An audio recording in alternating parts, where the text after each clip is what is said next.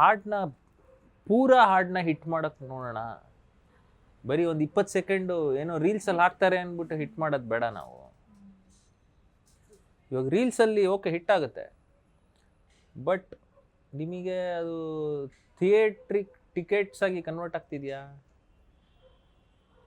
ರೀಲ್ಸಲ್ಲಿ ನಿಮಗೆ 10 million views ಹಂಗೆ ಹಿಂಗೆ ಅಂತ ಹೋಗ್ಲಿ, 1 ಮಿಲಿಯನ್ನೇ ಹೋಗಲಿ, 1 ಮಿಲಿಯನ್ ರೀಲ್ಸ್ ನೋಡಿರೋರು ಅಥವಾ ರೀಲ್ಸ್ ಮಾಡಿರೋರು ಎಷ್ಟು ಪರ್ಸೆಂಟೇಜ್ ಥಿಯೇಟ್ರಿಗೆ ಬರ್ತಿದ್ದಾರೆ?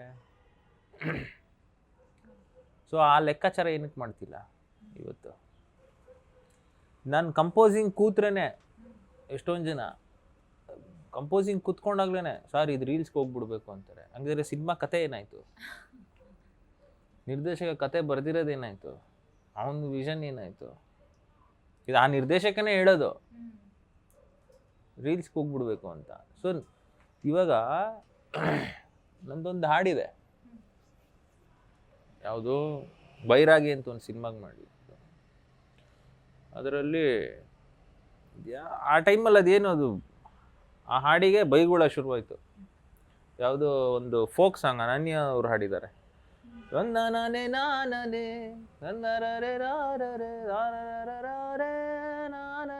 ಇಟ್ಯೂನೋ ಲಿರಿಕ್ ನನಗೆ ಜ್ಞಾಪಕ ಬರ್ತಿಲ್ಲ.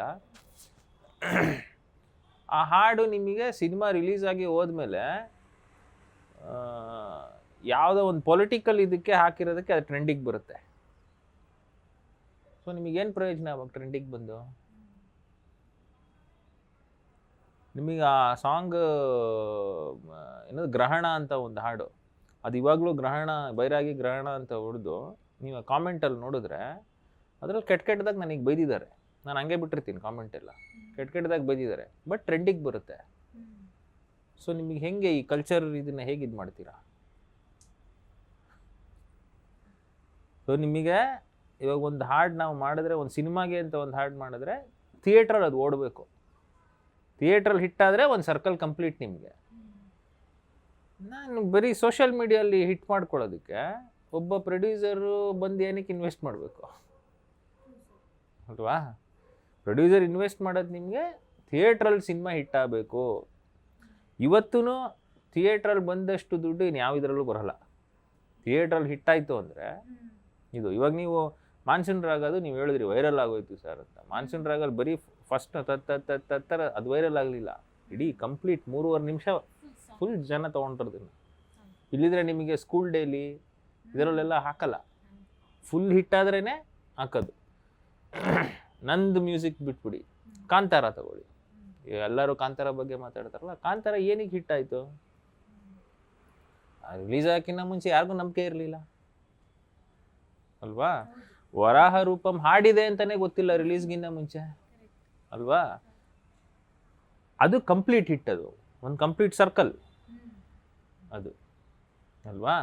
ಎಷ್ಟೋ ವರ್ಷಗಳಾದಮೇಲೆ ಸಾಹಿತ್ಯಿಕವಾಗಿ ನಿಮಗೆ ಪ್ಯೂರ್ ಅಂದರೆ ಒಂದು ಶುದ್ಧ ಕನ್ನಡ ಯಾವುದು ಸಿಂಗಾರ ಸಿರಿಯೆ ಅಲ್ವಾ? ಎಷ್ಟು ಚೆನ್ನಾಗಿ ಬರೆದಿದ್ದಾರೆ ಪ್ರಮೋದ್ ಮರು ಅಂತ. ಹಾಂ, ಆ ಥರ. ಆಮೇಲೆ ನನ್ನವಳೆ ವೈಲಿನ್ ಬಿಟ್ಬಿಟ್ವಿ, ಹಿಟ್ಟಾಯಿತು. ಫುಲ್ ಹಾಡ್ಬಿಟ್ವಿ, ಫುಲ್ ಹಾಡು ಹಿಟ್ಟು. ಅದಾಗಲಿ ಇನ್ನೊಂದು ಯಾವುದು ವೀರಮ್ ಸಿನಿಮಾದ ಯಾವುದು, ಶಿವ ಶಿವ ಶಿವ ಶಿವ ಶಿವ ಶಿವ ಕೇಳು ಮಾದೇವ ಮನ್ಸನ ಜೀವ, ಅದು ನಿಮಗೆ ದೇವಸ್ಥಾನದಲ್ಲಿ ಹಾಕ್ತಾರೆ ಅದನ್ನು. ಒಂದು ಸಿನಿಮಾ ಹಾಡು ಆ್ಯಕ್ಚುಲಿ ದೇವಸ್ಥಾನದಲ್ಲಿ ಹಾಕೋರಿಗೆ ಅದು ಸಿನಿಮಾ ಹಾಡು ಅಂತ ಗೊತ್ತಿಲ್ಲ, ಗೊತ್ತಾ? ಅದು ಆ ಮಟ್ಟಕ್ಕೆ ರೀಚ್ ಆಗೋಯ್ತದು, ಶಿವನ ಹಾಡು ಅಂತ. ಆ ಥರ ಕಂಪ್ಲೀಟಾಗಿ ಹಿಟ್ ಮಾಡೋಕ್ಕೆ ನೋಡೋಣ.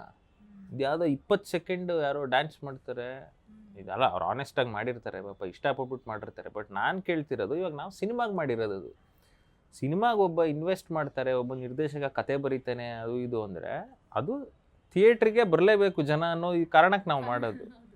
ಅದು ಮಿಸ್ ಹೊಡಿತಾ ಇದ್ದೀವಲ್ಲ.